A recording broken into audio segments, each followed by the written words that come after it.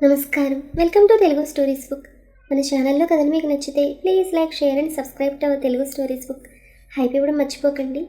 ఈరోజు కథ lover come husband episode 85. ఇంకా కథలోకి వెళ్తే, మనం వచ్చింది మీ డాడీతో సహా అందరినీ కలుపుకోవడానికి అంటూ కిషోర్ దగ్గరికి వెళ్ళాడు రిషి. డోర్ మీద కొట్టాడు. కిషోర్ రిషిని చూసి కోపంగా, ఏంటి నీ ప్లాన్లు, నా వాళ్ళందరినీ నాకు అని కిషోర్ అంటుండగా రిషి డోర్ క్లోజ్ చేసి, ప్లాన్స్? నేను? ఏం మాట్లాడుతున్నారు మీరు? సరే, ఏంటి మీ కూతురు వచ్చి పిలిచినా రాలేదు? ఓహో, నా పక్కన కూర్చుని తినే స్టేటస్ కాదు కదా.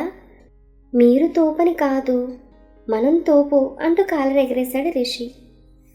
అది చూసిన కిషోర్, మిడిసిపడకు, నీ సంగతి అంత తేలిగ్గా వదలను అన్నాడు కిషోర్. ఛా, ఏం చేస్తావేంటి? ఓహో, అర్థమైంది. అప్పుడు చేసావే, ఏది ఆ పని గుర్తొచ్చిందా అన్నాడు రిషి. దాంతో కిషోర్ ఫేస్లో ఫీలింగ్స్ మారిపోయాయి. అన్నట్లు అంకుల్, ఈ విషయం మీ ఇంట్లో ఎవ్వరికీ తెలియదు. అసలు మీ భయం బాధ నేను చెప్పనా?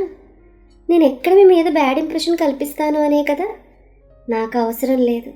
నాకు నా ప్రేమను మాత్రమే నిరూపించుకోవాల్సిన అవసరం ఉంది. దానికోసం మీలా అడ్డదారులు తొక్కను. రిషిగాడు ఇక్కడ ఏది చేసినా స్ట్రైట్గానే అంటూ కిషోర్ చేయి పట్టుకుని పైకి లేపాడు రిషి. రిషి మాటలు విన్న కిషోర్, అంటే వీడికి నిజం అని తన మనసులో అనుకున్నాడు. ఎప్పుడో తెలుసు, భయపడకండి, నేను చెప్పను. కానీ ఇప్పుడు మాత్రం మీరు రావాలి అంకుల్ అని లాక్కెళ్ళాడు రిషి. కిషోర్ రిషితో రావడం చూసి కృతి అనుకో షాక్తో నోరు తెరిచారు. రండి అత్తి నా పక్కన అంటూ కృతిని, చిన్ను కొంచెం అటు వెళ్ళు అన్నాడు. కిషోర్ కూర్చున్నాడు. ఎలా ఉందంటే ముళ్ళ మీద కూర్చున్నట్లుగా ఉంది అతనికి. అత్తయ్య ఇంకా మొదలెట్టండి అని రిషి అనగానే ఆమె వడ్డిస్తుంటే అందరూ ఆస్వాదిస్తూ తింటున్నారు. కానీ కిషోర్ మాత్రమే ఏదో కెలుకుతున్నాడు. శ్రావణి కర్రీ వడ్డిస్తుంటే చెయ్యి అడ్డం పెట్టాడు. అది చూసిన రిషి కిషోర్ చెయ్యి పట్టుకుని, మీరు పెట్టండి చెప్తాను. ఏంటో అంకుల్, నేను పాతళ్ళున్నే అయినప్పటికీ కొత్తగా, ఫస్ట్ టైం మీ ఇంటికి వస్తే మీరు మర్యాదలు చేయాల్సింది పోయి నా చేత చేయించుకుంటున్నారు అన్నాడు రిషి. ఇదంతా చూసిన సూర్య, డాడ్ ప్లీజ్ ఇంక చాలు, ఆయన అంతలా డౌనే మన కోసం వచ్చారు. వేరే ఎవరైనా అయితే మనం చేసిన అవమానాలకు రాను కూడా రారు అన్నాడు సూర్య. ఆ మాటకి రిషి, అంటే నాకు సిగ్గే లేదంటావు అంతేనా అని అనగానే, చిచి అలా కాదు, మీరు గ్రేట్ అని చెప్తున్నాను అన్నాడు సూర్య. ఓహో అన్నాడు రిషి. దాంతో కృతి రిషి చెవిలో, ఎందుకు మా తమ్ముడు టీజ్ చేస్తున్నావు అని అడిగింది. ఏదోలే, బావమర్దిని ఏడిపిస్తున్నాను అన్నాడు రిషి. కృతి ఓరచూపు చూసేసరికి రిషి ఎవ్వరూ చూడకుండా నడుము మీదకి ఇచ్చాడు. దాంతో కృతి అంటూ తన కాలుతో రిషి కాళ్ళు తొక్కేసింది. కృతికి తెలుసు మళ్ళీ ఏదో చేస్తాడని, అందుకే తన కాలు వెనక్కి జరిపేసింది. రిషి తన కాలుతో కృతి కాలు కోసం వెతికి గట్టిగా గోకాడు. అంతే, చచ్చాన్రా అని వినపడింది సూర్య గొంతు. వెంటనే కృతికి సుక్కుని నవ్వింది. రిషికి అర్థమైంది. దాంతో శ్రావణి కంగారుగా, ఏమైందిరా అనేసరికి, మమ్మీ ఎవరో నా కాలు గీకారే అన్నాడు సూర్య. దాంతో సుప్రజ అమ్మ పెద్దగా నవ్వేశారు. రిషి సైలెంట్గా ఉన్నాడు. కిషోర్కి ఇదంతా చాలా చిరాగ్గా ఉంది. కానీ శ్రావణి మాత్రం చాలా హ్యాపీగా ఫీల్ అవుతుంది. ఫుడ్ తిన్న తర్వాత అందరూ హాల్లో కూర్చున్నాక, నెక్స్ట్ ప్రోగ్రామ్ ఏంటి అని సూర్య అనగానే, సో సారీ యార్, ఇంక మేము వెళ్ళాలి అన్నాడు రిషి. నాకు కావాల్సింది అదే అనుకున్నాడు కిషోర్. అదేంటి రిషి అప్పుడేనా? ఇవాళుండి రేపు మార్నింగ్ వెళ్ళండి ప్లీజ్ అంది శ్రావణి. అయ్యో కుదరదత్తయ్య, మాకు ప్రాజెక్ట్ ఉంది అన్నాడు కంగారుగా రిషి. ఆ మాటకి ఐస్ క్రీమ్ తింటున్న సుప్రజ, ఆ ప్రాజెక్ట్ ఏదో రేపు చూసుకోండి, కావాలంటే ఎవరి హెల్ప్ అయినా అని సుప్రజ అంటుండగా, అమ్మ సుప్రజ అక్కడ కాగు ప్లీజ్, బుద్ధి తక్కువై అంటూ చెంపలు వాయించుకున్నాడు రిషి. కృతి నవ్వాపుకుంటోంది. మిగతా వాళ్ళకి ఏం అర్థం కాలేదు. రిషి తనకు సైగ చేశాడు పదా అని. నేను చెప్తాను ఆగు అని కళ్ళతో సైగ చేసింది కృతి. ఇంతలో సూర్య, బావగారు అన్నట్లు మీ కార్డ్స్ ఆడడం వచ్చా అని అడిగాడు. నాకు రెండే వచ్చు, నచ్చితే పిచ్చిగా ప్రేమించడం, వేషాలేస్తే వాయి తీయడం అంటూ బ్రేస్లెట్ వెనక్కి జరిపాడు రిషి. ఆ మాట కిషోర్కి ఎక్కడో తగిలింది. వాయి అంటే ఇడ్లీ అండ్ దోశ వేస్తూ అన్నాడు సూర్య. నాన్న, నువ్వు తెలుగు మీడియం చదవనే లేదా అసలు అని అడిగాడు రిషి. అస్సలు. అండ్ నేను ఎంఎస్ చేసేటప్పుడు నా ఫ్రెండ్స్ ఎవ్వరూ కూడా తెలుగు వాళ్ళు కాదు. సో కంప్లీట్గా ఇంగ్లీష్ అండ్ స్పానిష్ అన్నాడు సూర్య. ఓహో, అంతవరకు ఓకే, బట్ తెలుగు ఇంకా బాగా నేర్చుకో, లేకపోతే మేం మర్చిపోయేటట్లుగా ఉన్నాం అన్నాడు రిషి. ఇంతలో కృతి, ఓకే అమ్మా, మేము బయలుదేరుతామంది. రేపు వెళ్ళొచ్చుగా అంది శ్రావణి. రిషి పైకి లేచి, అలా కాదులెత్తయ్య, అసలైతే మాకు ఇచ్చిన 3 months టైం అయ్యాక వద్దామనుకున్నాం, కానీ ఏదో అలా అనుకోకుండా వచ్చేసాం అన్నాడు రిషి. కిషోర్ ఫోన్ చూసుకుంటుంటే శ్రావణి, ఏమండి ఒకసారి ఇలా వస్తారా అని లోపలికి వెళ్ళింది. దాంతో కిషోర్ ఆమె వెనకే వెళ్ళాడు. సుప్రజ కృతిని పక్కకు తీసుకెళ్ళి, ఏంటే నాతో ఏదో మాట్లాడాలన్నా, ఏం చెప్పకుండానే వెళ్తున్నావు అంది. అక్క, అది ఆ రోజు రిషి ప్రీతినేం చెప్పాడు కదా, అయితే మనం అని కృతి అంటుండగా ఇంతలో సుప్రజకు ఫోన్ వచ్చింది. జస్ట్ మినిట్ చెల్లి అంటూ మాట్లాడడానికి వెళ్ళింది సుప్రజ. ఇంతలో రిషి వచ్చి, పదరా బుడ్డోడా, మనకి చాలా పనులు ఉన్నాయన్నాడు. 1 minute రిషి, అక్కతో కొంచెం మాట్లాడొస్తానంది కృతి. ఓకే అంటూ వెళ్ళిపోయాడు రిషి. ఇక్కడ శ్రావణి కిషోర్తో, మీ పద్ధతి నాకు అస్సలు నచ్చలేదు. రిషి తనంతటి తాను వస్తే మీరిలా కూర్చోవడం మీకు నచ్చిందేమో, మాకు కాదు అంది శ్రావణి. అయితే ఏంటి ఇప్పుడు అన్నాడు విసుక్కుంటూ కిషోర్. అతను ఫస్ట్ టైం మన ఇంటికి వచ్చాడు, ఏదైనా ఇవ్వాలి అంది శ్రావణి. ఆయన గారి స్టేటస్కి మనం ఇచ్చే కానుకలు అంతాయా అన్నాడు కిషోర్. స్టేటస్ అని తను దూరం పెట్టింది మనం. రిషి అలా ఆలోచిస్తే తను ఇప్పుడున్న లెవెల్కి మన ఇంటి వైపే చూడ్డు అంది శ్రావణి. ఓకే, అయితే ఏంటి ఇప్పుడు నేనేం చేయాలి అన్నాడు కిషోర్. మీరేం చేయక్కర్లేదు, నేనేం చేసినా వద్దనుకుంటే చాలు అంటూ వెళ్ళిపోయింది శ్రావణి. ఆ మాట కిషోర్, ఇంకెన్ని రోజులు, ఈసారి నా ప్లాన్ అనుకుంటూ వెనక్కి వెళ్ళాడు. సుప్రజ ఫోన్ ఎంతసేపటికి అవ్వకపోవడంతో శ్రావణి పిలవగానే కృతి వెళ్ళిపోయింది.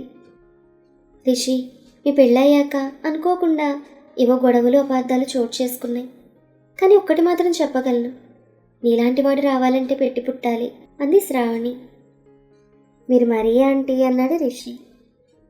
నిజం రిషి, ఏదో మా అల్లుడు చేసుకున్న పుణ్యానికి నువ్వు అల్లుడుగా దొరికావు అందమ్మమ్మ. ఆ మాట కిషోర్ ముందు ఈవిడ్ని అనాలి అనుకున్నాడు. నన్ను అలా పొగిడి ఇబ్బంది పెట్టకండి ప్లీజ్ అన్నాడు రిషి. అక్క, హీరో రిష్విక్ గారు కొంచెం ఓవర్ చేస్తున్నారు, కంట్రోల్లో పెట్టు అని సూర్య అనగానే కృతి నవ్వి హైఫై ఇచ్చింది. రిషి ఇద్దరిని సీరియస్గా చూశాడు. ఇంతలో శ్రావణి సూర్యకు ఒక బాక్స్ ఇచ్చింది. సూర్య అది ఓపెన్ చేసి డైమండ్స్ బ్రేస్లెట్ బయటకు తీశాడు. అది చూసిన కిషోర్ గుండెల్లో నొప్పి మొదలైంది. సూర్య రిషి చేయి తీసుకుని సెట్ చేయబోతే, ప్లీజ్ నాకు ఇలాంటివి నచ్చవంటూ సున్నితంగా తిరస్కరించాడు రిషి. అక్క, ఆయన అలాగే అంటారు కానీ నువ్వు చేయి పట్టుకో అన్నాడు సూర్య. నాకు సంబంధం లేదు, మీరు చూసుకోండి అంది కృతి. రిషి, ఇది మా అల్లుడికి మేము ఇచ్చే కానుక, ప్లీజ్ కాదనొద్దు అని శ్రావణి అనగానే, సరే అత్తయ్య తీసుకుంటాను, బట్ ఇప్పుడు కాదు, ఇలా కూడా కాదు, నేనే అడుగుతాను అని రిషి అనగానే ఆమె సరే అంది. ఇంక మేము బయలుదేరుతామమ్మా, అక్కకి చెప్పు, హాస్టల్ నుంచి అర్జెంటుగా కాల్ వస్తే మాట్లాడుతోంది అంది కృతి. కిషోర్కి చెప్పకుండానే వెళ్ళింది కృతి. రిషి కిషోర్తో, అంకుల్ మీరేదో బలంగా ఫిక్స్ అయ్యారని అర్థమైంది, బట్ అన్ని రోజులు మీరే కాదంటూ వేలు చూపించి వెళ్ళిపోయాడు రిషి. అందరూ సెండ్ ఆఫ్ ఇవ్వడానికి బయటకు వచ్చారు. సుప్రజ హాల్లోకి వచ్చి చూసేసరికి ఎవ్వరూ లేరు. ఫాస్ట్గా బయటకు వచ్చింది. అప్పటికే రిషి లోపలికి వెళ్ళాడు. కృతి స్టెప్స్ మీద నించుని బాయ్ చెప్తోంది. ఏదో చెప్పాలన్నావు అంది సుప్రజ. కాల్ చేస్తానక్క అని సైగ చేసింది కృతి. వాళ్ళ క్యారవాన్ వెళ్ళగానే సూర్య లోపలికి వెళ్ళిపోయాడు. వాళ్ళు ముగ్గురు గార్డెన్లో కూర్చున్నారు. నాకైతే చాలా రోజుల తర్వాత సంతోషంగా ఉంది అంది శ్రావణి. నాకు కూడా అందమ్మమ్మ. కానీ సుప్రజ ఏదో ఆలోచిస్తోంది. ఏంటే అంత సీరియస్గా ఆలోచిస్తున్నావు అంది శ్రావణి. ప్రీతి రిషుల విషయంలో చెల్లి నిజంగానో క్లారిటీకి వచ్చిందా అన్న డౌట్ అంది సుప్రజ. అబ్బా ఇప్పుడు మళ్ళీ ఎందుకే అవన్నీ తలుచుకోవడం అంది శ్రావణి. లేదమ్మా, తనకి రిషి గురించి నిజం సగమే తెలుసు అంది సుప్రజ. మిగతా సగం టైం వచ్చినప్పుడు అదే తెలుస్తుంది, నువ్వేం కంగారు పడకు అంది శ్రావణి. తెలిసిన రోజు అది ఎప్పటికీ రిషిని వదులుకోదు అంది అమ్మమ్మ. అవునా, అంతలా కృతి విషయంలో రిషి ఏం చేసుంటాడు? ముందు ముందు చూద్దాం. ఇక్కడ క్యారవాన్లో రిషి ఫోన్లో ఏదో టైప్ చేస్తున్నాడు. కృతి వచ్చి తన భుజం చుట్టూ చేతులేసి ఏంటి అంత సీరియస్గా టైప్ చేస్తున్నావు అని అడిగింది. చిన్ను జస్ట్ 5 minutes అనగానే సరే అని ఆ క్యారవాన్లో వెనక్కి ఇంకో చిన్న రూమ్లా ఉంటే చూద్దామని వెళ్ళింది కృతి. అక్కడ చూడ్డానికి పెద్దగా ఏమీ లేవు, అన్నీ ర్యాక్సే. క్యాజువల్గా చూస్తూ వేస్తోంది. ఒక ర్యాక్లో బాక్స్ ఉంది, దానిపై ఆర్ఎస్ అని ఉంది, అంటే రిష్విక్ సుకృతి. అయితే ఇదేదో ఖచ్చితంగా నేను చూడాల్సిందే అని ఓపెన్ చేయాలని చూసింది. బట్ అది ఓపెన్ అవ్వలేదు, ఫింగర్ యాక్సెస్ అడుగుతోంది. ఫోన్ పాస్వర్డ్కి ఏదో చేస్తే ఇంకేదో అయింది. ఇంకిదెప్పటికీ తన్నే అడుగుతానంటూ బాక్స్ తీసుకొచ్చింది కృతి. రిషి అని పిలిచింది. రిషి సీరియస్గా అన్నాడు. ఈ బాక్స్ ఏంటి అని అడిగింది. రిషి ఫోన్లో నుంచి తల తిప్పకుండా ఏ బాక్స్ అని అడిగాడు. ఇది ఆర్ఎస్ అని ఉంది అంది కృతి. అంతే. రిషి ఫోన్ పక్కన పెట్టి హే ఇది మంది కాదు అంటూ తీసుకున్నాడు. ఆహా ఏం కాదు, ఆర్ఎస్ అని ఉంది, అంటే మన ఇద్దరి పేర్లు అవి, అందులో ఏముందో చూడాలి అంది కృతి.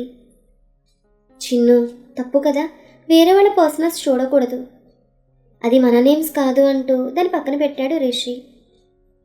ఆ మాట కృతి నీ చేత బాక్స్ ఓపెన్ చేయకపోతే చూడు అనుకుంటూ అక్కడే కూర్చుంది. ఒక అరగంట తర్వాత వెహికల్ ఆగడంతో నిద్రలో ఉన్న కృతిని చిన్ను లే అంటూ లేపాడు రిషి. వచ్చేసామా అంది Kriti. Come on take your handbag అంటూ కృతి హ్యాండ్ బ్యాగ్ తీసుకుని ఫాస్ట్గా దిగారు. కృతి దిగి చూసేసరికి ఎదురుగా హెలికాప్టర్. రిషి బౌన్సర్లు ఇద్దరు వచ్చి అంతా రెడీ సార్ అనగానే రిషి కృతి చేయి పట్టుకుని తన చాపర్లోకి ఎక్కాడు. అంతే, అది ఫాస్ట్గా పైకి లేచింది. రిషి ఎక్కడికి అని అడిగింది కృతి. నేనేం చెప్పను అన్నాడు రిషి. పో అయితే అంటూ మూతి ముడిచింది. అది చూసి రిషి నవ్వుకున్నాడు. ఇప్పుడు ఎక్కడికి వెళ్తున్నారు వీళ్ళు, మీరు ఎవరైనా గెస్ట్ చేయగలరా? అన్నట్లు ఆర్ఎస్ బాక్స్లో ఏముంది? కిషోర్ ప్లాన్ సక్సెస్ అవుతుందా లేదా? రిషి గురించి కృతికి ఇంకా తెలియాలి. అవేంటనేది కీప్ లిజనింగ్. మరొక మంచి ఎపిసోడ్తో మళ్ళీ కలుద్దాం. ఈ కథ మీకు నచ్చితే please like, share and subscribe to Telugu stories book. Thank you.